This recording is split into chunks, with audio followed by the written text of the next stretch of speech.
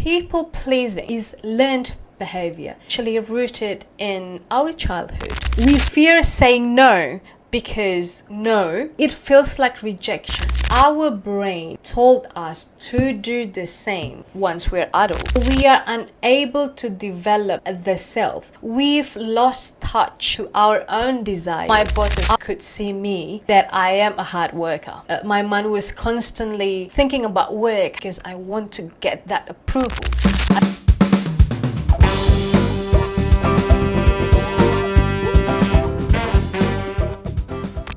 Hi everyone, welcome back to Bold Moves, the podcast where we empower women to be bold, be brave and be you.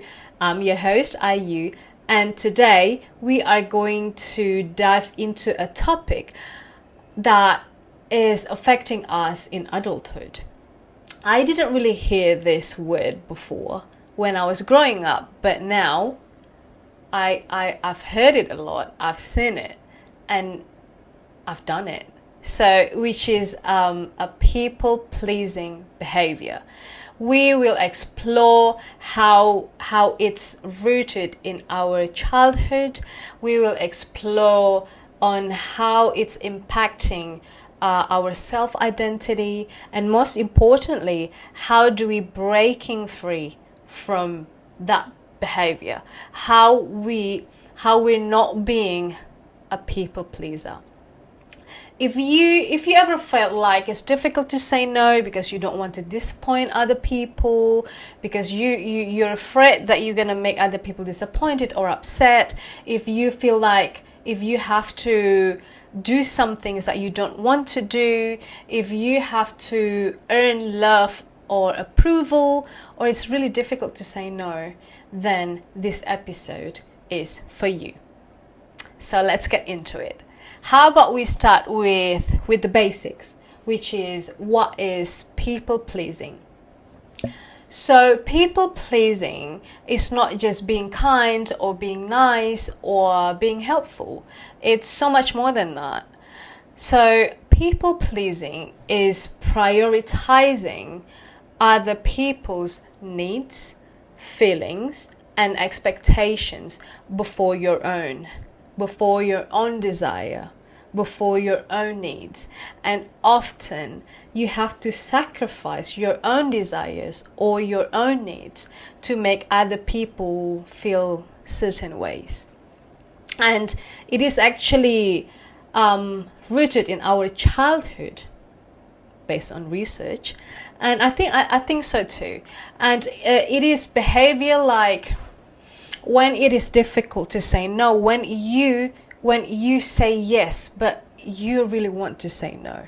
It's when you try to avoid conflicts at all times because you don't want to make people upset, because you don't want to make people disappointed. Or in my case, I did this a lot. So I said yes to work overtime a lot to gain approval. I used to do that a lot. In my case before, I said yes a lot to overtime, to work overtime, which is, I did it because so my bosses could see me that I am a hard worker. That's why I did that. It's not that I am not a hard worker, I am, but I actually did that. I said yes because I want their attention, I want their approval, that, oh, IU is a hard worker. And I actually did that sacrificing my own well-being. I worked overtime until 3 or 4 a.m. in the morning. My mind was constantly thinking about work. How am I going to solve this problem? Or how could I come up with a strategy or better ideas to solve a problem? So my bosses could see me as a good hard worker. And I did. It's not that something wrong with working overtime. It's not that. But I sacrificed my own well-being. When my body said no, I kept saying yes, because I want to get that approval. I want to gain that trust, I want to earn that love from my bosses, so I could be seen as a hard worker, to get my boss's attention and validation. And that's where the line is, if you see what I'm saying here. But here's the key: people pleasing is not just a behavior, is learned behavior. It is actually rooted in our childhood. If you really take a look at this, when we were a kid, our world was revolved around our caregivers, which is our parents, our grandparents, our siblings, and etc. So we seek them for love, for safety, for validation.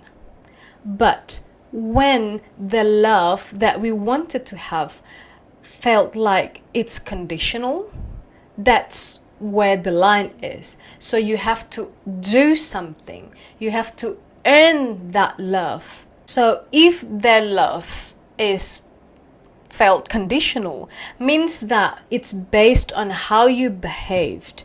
If it's based on how you performed, or your achievement, or it's based on how you made them feel, that's where it's conditional.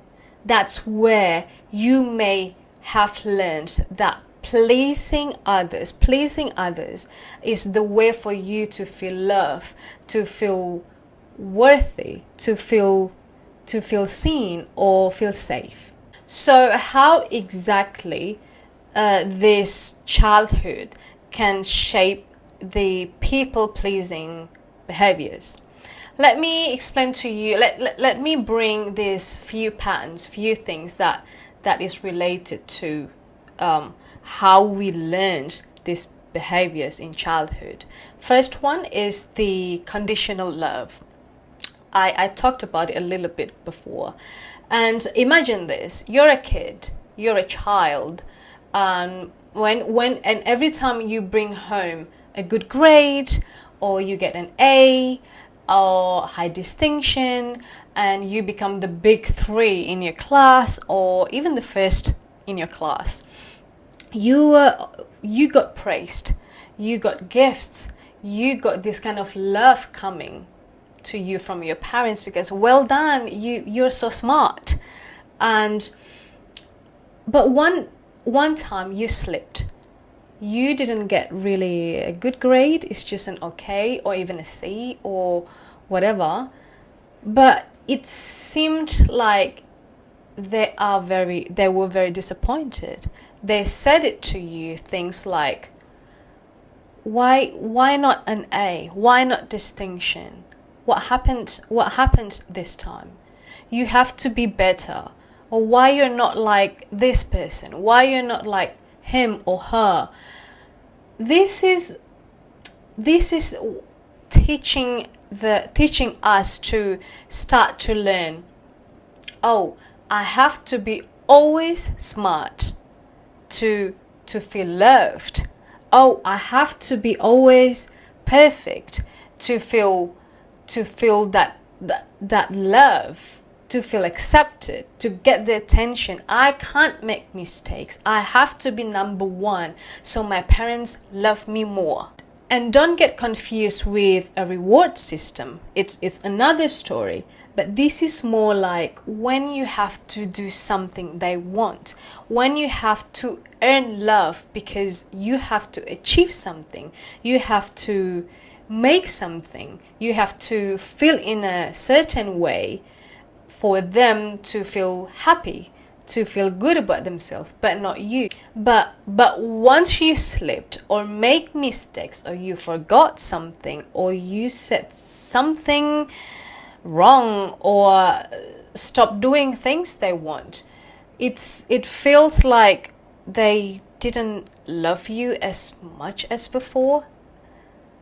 So that's where I call it conditional love, because you really have to do something. You really have to earn that acceptance, that love, that feeling of being in a family because you were a kid.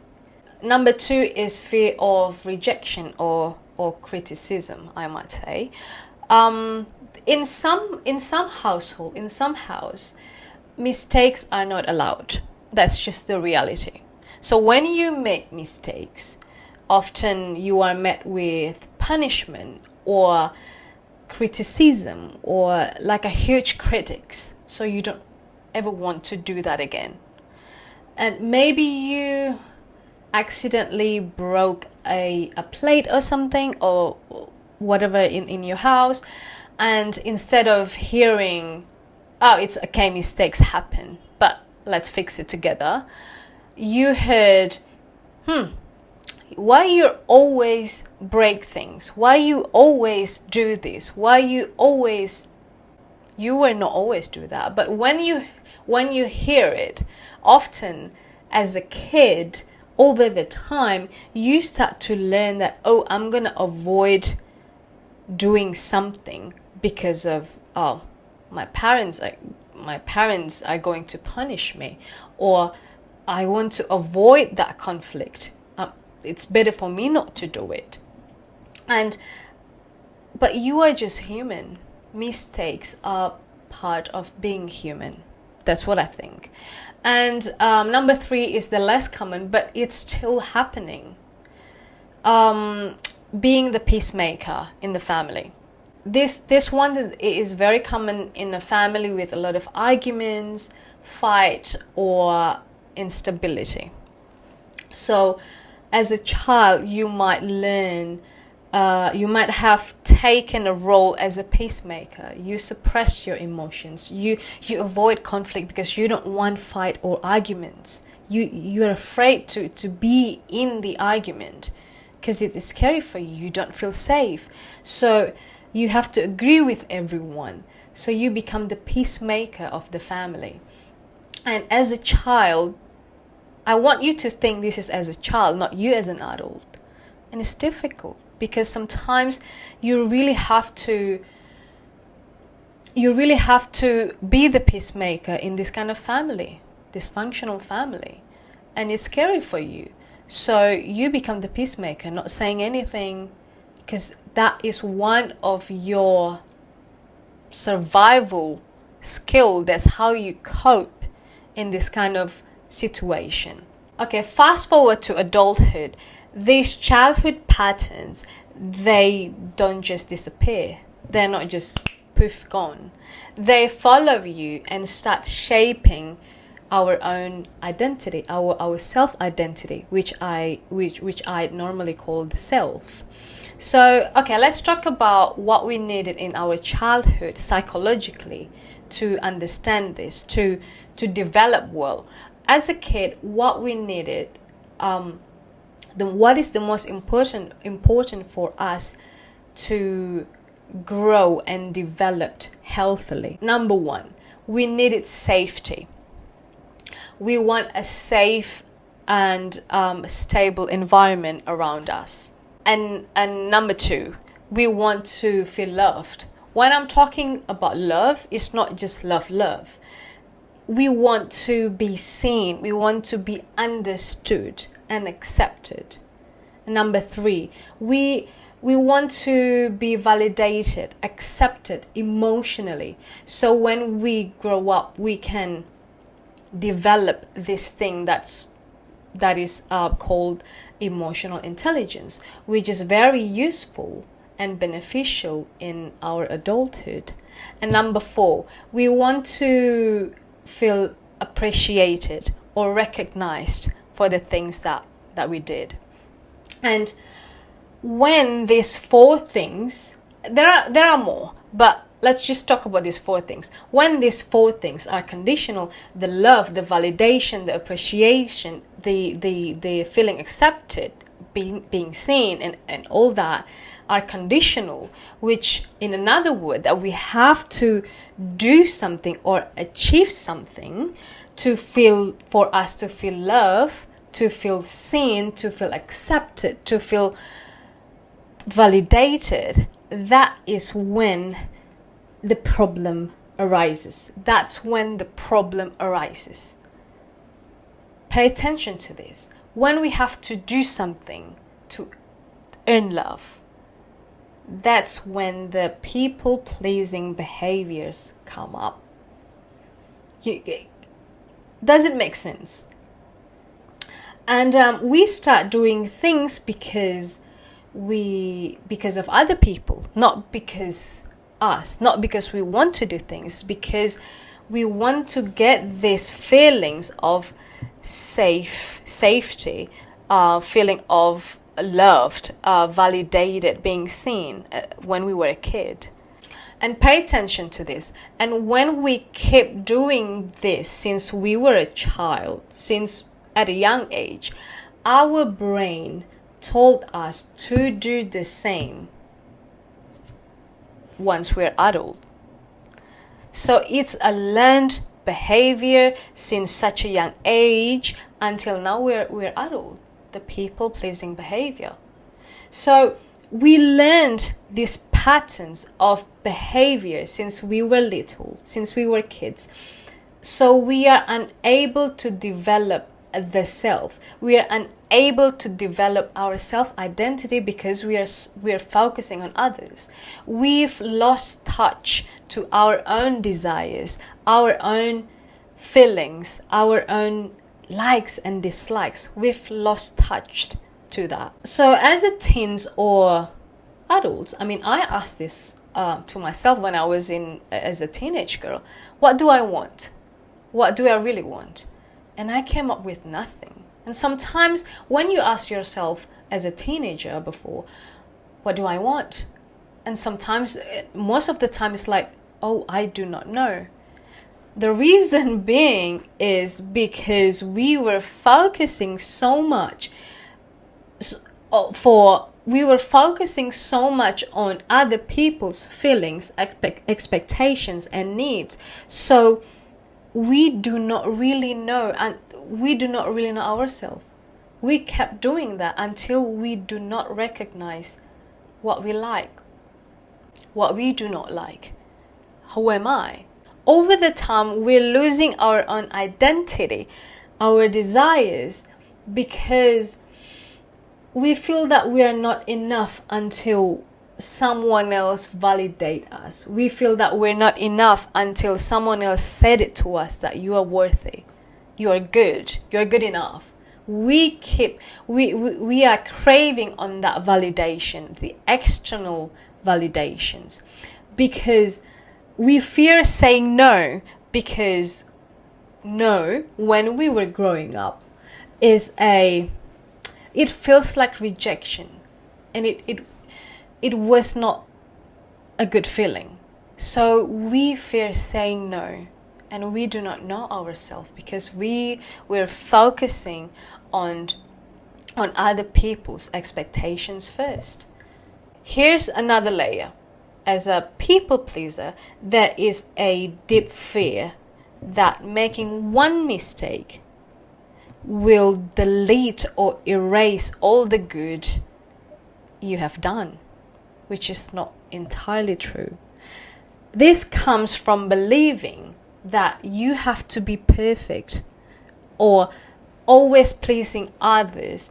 So when you slip up, when you forgot things, when you said things that you shouldn't say, when you say the wrong things, when you're making mistakes at work or at school, it feels like you've ruined everything. But the truth is, you're not. It's not that way. This kind of feeling is especially strong when you were when you were in the past, when you were a child, you had this kind of praise. You've been praised for being good so many times, but then when you made a mistake or a little mistake, it's bitter. You were like making no, that's not okay, making mistakes are not allowed in this house. you start to believe in order to keep receiving love or attention or validation and being accepted, you need to be flawless. You need to be perfect. You can't make mistakes. Here's the truth. Making mistakes is not going to undo all the goods that you have done. That's not it. That's not entirely true. In some cases, maybe yes, but most of the cases not. And we're all human, and mistakes, we have to normalize this. Mistakes are part of us. That's how we learn, that's how we grow. And that needs to change. We're allowed to make mistakes. And this is the reason why we're not making mistakes and we're not learning in a proper way, because you're not allowed to make one mistake. You cannot have a mistake. You cannot do that because you're going to ruin everything. It's like it's going to be the end of the world. But the truth is, it's not. We have to start embracing mistakes as a chance for us to grow and learn in a proper way, not doing it again. So, how do we break free from these patterns of behavior? How do we break free from people pleasing? There are some things that I want us, including me, to do more in our life. One, recognizing the patterns, recognizing the pattern of this behavior. What I'm saying is, first you have to be aware of these patterns. First is awareness. Start noticing when you're saying yes or no. When you say your yeses behavior out of fear or fear of judgment or because you really want it. Start noticing your yeses behavior. Is because you really want to do it or because of being aware that you are a people pleaser? So you need to start to noticing those your yeses behavior. Number 2, set small boundaries. Boundaries. I've been saying this boundaries since the first episode, I think. And let me say to you, you don't have to change yourself overnight. It's not possible. It's just not possible. Start small. How about this week you start saying one no? You start saying no this week. It doesn't have to be to other people. It could be to yourself. Like, oh, okay, this week I'm not going to do this. Or this week I'm not going to go there. Or this week I'm going to rest. This week I'm not doing that. So start doing that more often. And number 3 is practice self-compassion. You have to remind yourself that your worth is not what you do to others. Your worth is not tied with how much you do to other people. It's not your worth. If you want to be helpful, if you want to be nice, it's different. But you don't have to believe that your worth is tied with how much I do for other people. That's not it. You are valuable just as you are. And number 4 is reclaim your voice. You have to start to take time to figure out what you want in life. What's your value? Who are you? Reconnect with yourself more. Find your likes, find your dislikes, what you desire in life. You start noticing those little things of you because you need to reconnect with yourself after all of the years of pleasing other people. You have to take the time to get to know yourself better. So before wrapping things up, people-pleasing behaviors may have started as our survival skill in our childhood, a way to survive in childhood, but it doesn't have to be our way of life now as an adult. I'm saying it that again. It doesn't have to be our way of life as an adult. In fact, you are more than what you do to others. And it's not selfish to take care of yourself. It's never selfish to take care of you first. And I want you to change that. I know that it's not going to change over the night, or it takes time to change this behavior, but it's possible. And I want you to know that you have to unlearn so many things since we were childhood, the patterns, the behaviors, but it's so worth it. It's liberating. Thank you so much for joining me on this episode, and I hope you enjoy this episode. And if you relate to this episode, you can share it to others. You might help them to break free from these people-pleasing behaviors. So thank you so much, and see you next time.